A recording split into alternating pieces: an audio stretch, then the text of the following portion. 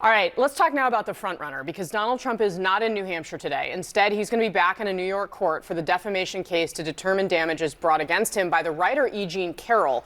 She's expected to testify today. That jury is going to decide just how much Trump will have to pay for doing something that he does consistently, attacking a woman in intense personal terms. He has turned those attacks on Nikki Haley in recent days on his Truth Social platform, referring to her by her given first name, Nimrata, although he misspelled it. That's also classic Trump. He also recently amplified a post falsely claiming that Haley was not eligible to run for president because her parents were not U.S. citizens at the time that she was born.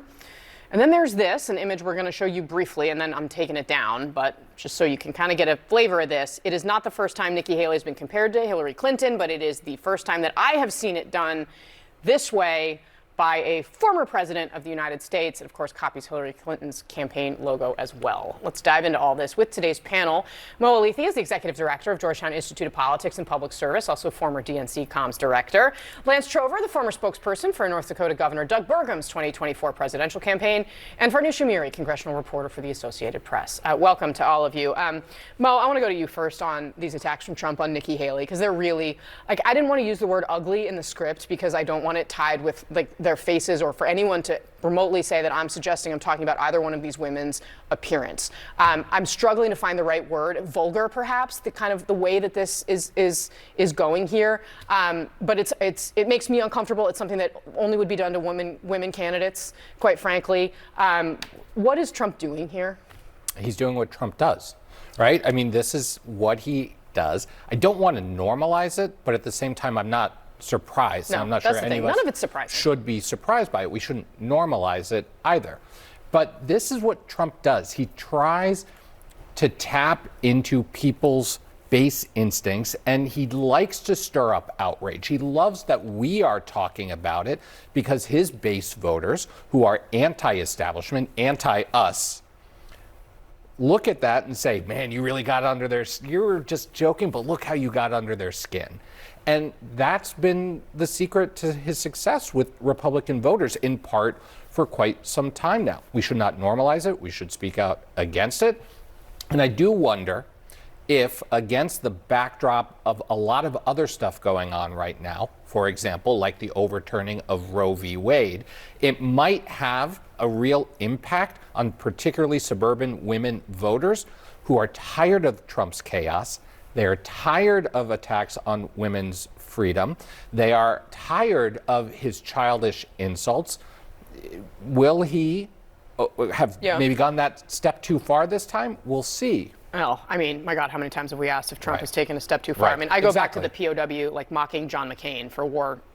Anyway, Lance, I mean, what do you make of this? I mean, Nikki Haley, I will say, to her credit, I mean, she was the governor of South Carolina. She faced a lot of really, I mean, South Carolina politics are famous for being nasty behind the scenes, also in public. She beat them all back, and she won as a woman of color, a Republican woman of color. And she, I honestly was, I covered that whole campaign. She was fierce in defending, I mean, she had racist attacks against her in that campaign as well. I mean, how do you see her standing up as we, I mean, it's going to be a key test here in 6 days. How close can she come to Donald Trump? How do you think she stands up to this? Well, let's remember, she's obviously doing pretty well in New Hampshire, or else she wouldn't be taking in attacks from Ron DeSantis and Donald Trump. So let's just start there. When it comes to Donald Trump, you're right, Mo. I mean, this is his. When he comes at you, though, he comes at you from 12 different directions, and that is how he has worked. Again, we don't want to normalize that, but that is what he does, and it's a strategy that has been effective for him from day one, and you're seeing it here today. Farnoosh, let me let you weigh in. Yeah. As the other woman at this table.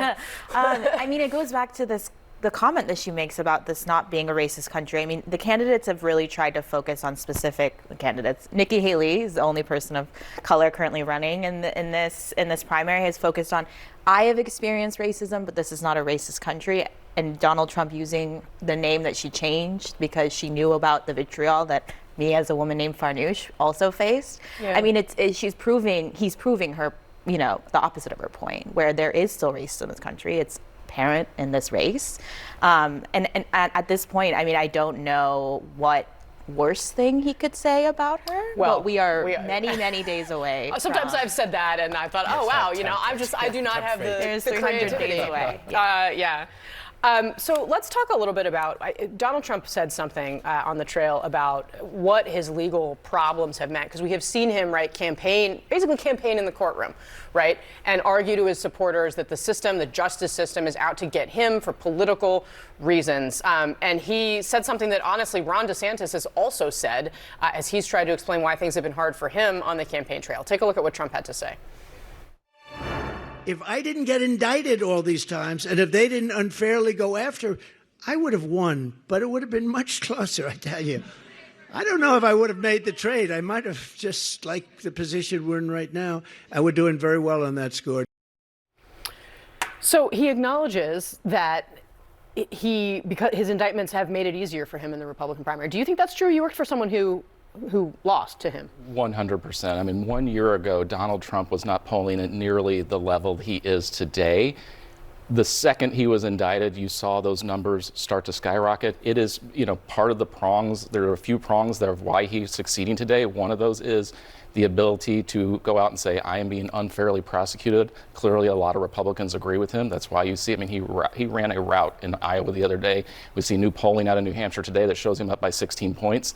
It is clearly a strategy that's working for him. Mo, how do you think that this ultimately, it does seem to have, and look, argue with me if you think that this Republican race isn't over, but having been in New Hampshire where Nikki Haley has like the best shot to take him on anywhere, even there it seems,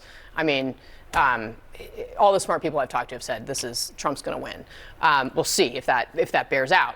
But if Trump's going to be the nominee, how do you see it playing out in a general election? Is this like a phenomenon that continues, or is it one where independents and swing voters don't react the same way? No, I think it does. I think it is a little bit different, right? Within the context of the Republican primary, Lance would correct me if I'm wrong here, but look, Republicans within the Republican echo chamber, that's all they heard, right? Was that Trump was a victim of a two-tiered system of justice, and nobody really truly offered a counter argument to that within the Republican echo chamber. In fact, most of his opponents actually stood up and defended him. That's not going to be the case in a general election. And independent voters, and certainly Democrats, are not going to buy into that argument the way Republican primary voters did. What it will do, now the Biden campaign has to be a little careful in how they focus on this, because they don't want to give oxygen to that argument that this is a politicized prosecution. But at the same time, it does remind people of the chaos that is Donald Trump. And at a time when people are struggling, at a time when people are looking to move the economy forward, when they're worried about reproductive rights, when they're worried about all these other issues, Trump will be dominating the headlines around all these legal troubles, and I do think people are going to be exhausted by it. Interesting. So there's one other thing I want to talk about, and it doesn't necessarily tie directly into, well, you'll see when I show you. Ben Carson, maybe it does honestly explain a little bit of why Donald Trump is kind of romping through the Republican primary right now, because it seems like this is how a lot of his supporters may think of him. Here is Ben Carson. I'm not even going to explain it. Just watch it. Well, you think, and King David, most of those people probably, if they were alive back in those days, would have said, oh, what a horrible guy. The episode with Bathsheba and some of the other things that he did. And yet, he was a man after God's own heart. God uses different people for different times. You need somebody with a Manhattan business type of personality to deal with the administrative state. When he's not being attacked, he's a wonderful person. Everybody, I think, would love him. For the record, you're comparing him to King David, and that worked out well. There's another King David, right? I don't know about him, king, but certainly he has some policies that are very worthwhile.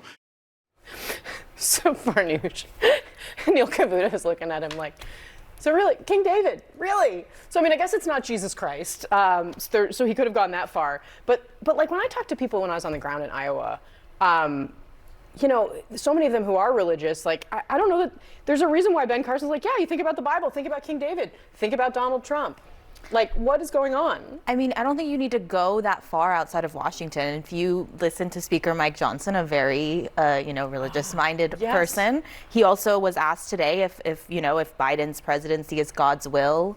and if he would be reelected by a reporter. And he mentioned that, you know, God is working to give us a better option in the new year and in the election. So I mean, it is really interesting, the continuous ties. I think he's maybe one of the most least religious presidents we've had. I think it was 2 Corinthians he referred to at one point. Yeah. Again, I mean, yeah, I mean, if you compare Second him, Corinthians. To be if clear. you compare him with Biden, just his rival right now, I mean, Biden is an extremely more personally religious man, but Yes. but there are not these comparisons with him. Yeah, go ahead. Yeah, I just want to add, and I was watching you this morning, and I saw the segment of the guy who has the Trump shop in a town of like 500 people. Yeah. I mean, this is the fervor and the loyalty with which he commands and gets out of people out there. You were just on the ground. I certainly saw it in Iowa and New Hampshire.